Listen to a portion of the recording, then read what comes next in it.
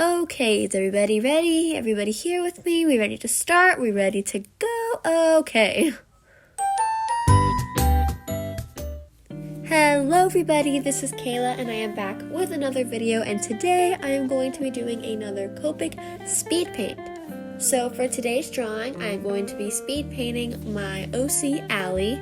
I actually have illustrated her before in the past, and I just decided to redo it. It hasn't been an incredibly long time since I made that original drawing, but I have changed my art style somewhat, and I thought it would be fun to give her a little bit of a glow up.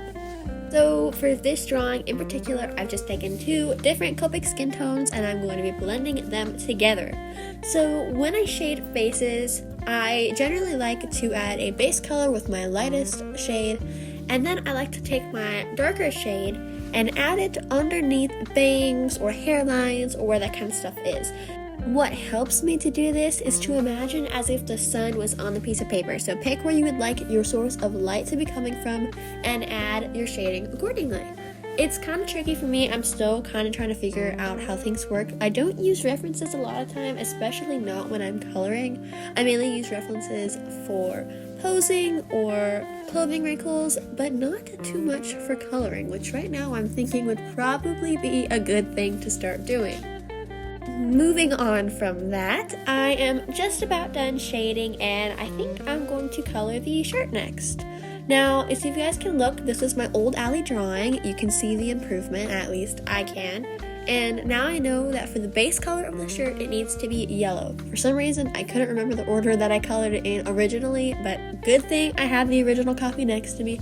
Otherwise, I probably would have made a mistake. I'm not sure really why this happens. Maybe it's just the individual color itself or it's the ink, but some of my Copic markers go and spread along the paper way nicer and smoother than others do.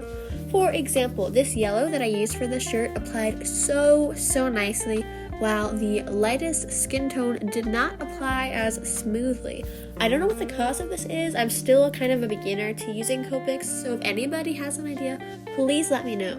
Now moving on to the shading tone for my yellow, I just jumped in and started using the darkest shade that I had because I find that the darker shades of yellow end up being pretty light. So I had to go for my darkest shade, which, like I was just saying, really doesn't look that dark. But they do blend together very nicely, and with some persistence and hard work, I could end up doing a pretty good job. Moving forward with Allie's pink skirt. So I'm not really sure why I've been drawing a lot of oversized hoodies and skirts recently. I mean, the skirt I get, I kind of just figured out how to do ruffles, and although I'm not the best at them, it's still fun. But why an oversized sweatshirt with a skirt? If you saw last video, my OC Rosalind also had a similar thing going on, and I don't know. I mean, I think it looks good on a drawing, but if you actually wore it in real life, I don't think that would look good. I don't recommend it. I feel like it would look it would not look the best. But anyway, Allie seems to really enjoy it, so I mean, I guess I can't blame her. It looks really nice in her 2D flat form. Oh, and real quick guys, I just wanted to let you all know that I did start finally posting on my community tab.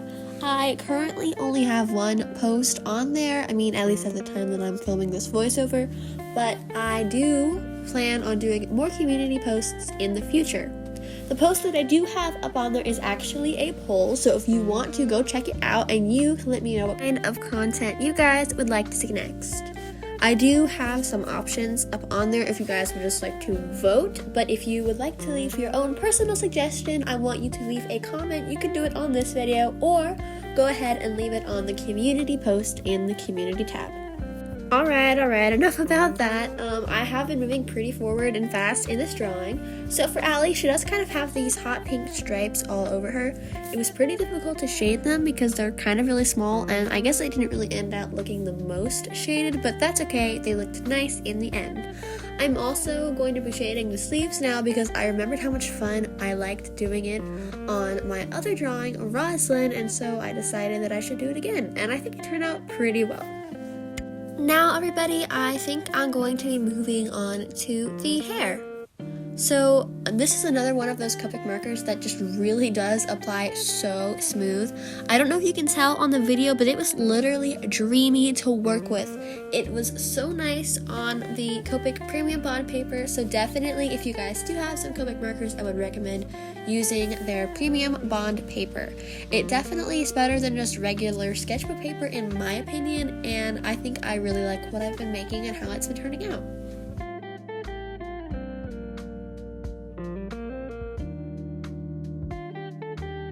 Now that I have the base colors laid down for Allie's hair, I'm going to be working on some shading.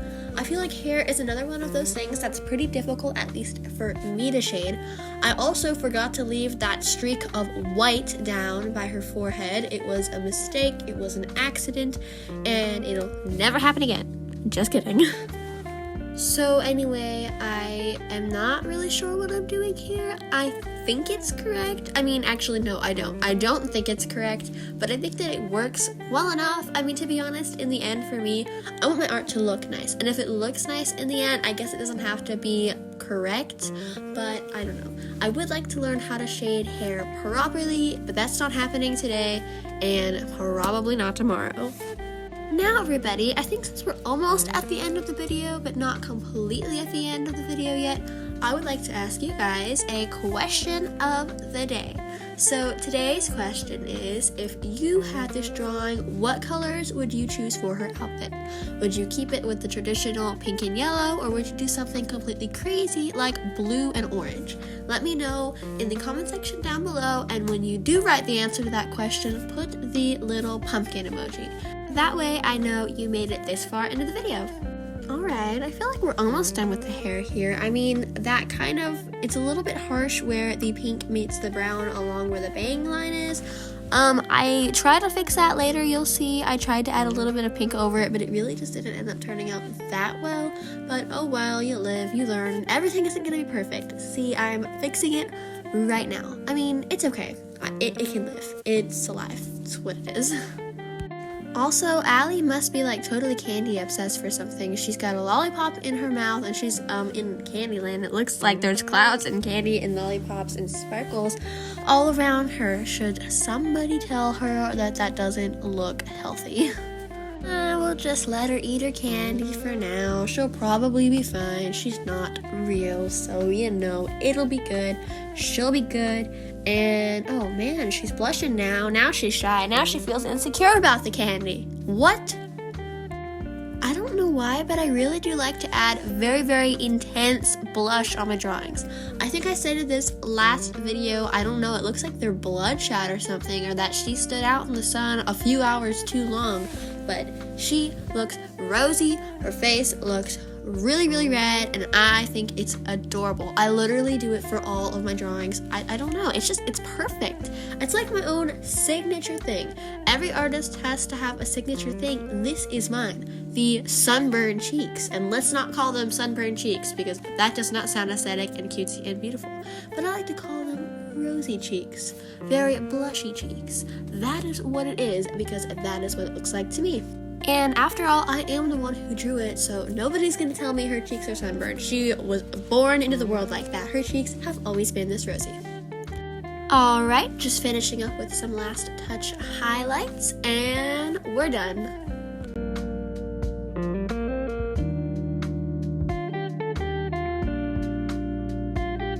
Alright everybody, thank you so much for watching, and please remember to respond to my community post in the community tab. Goodbye!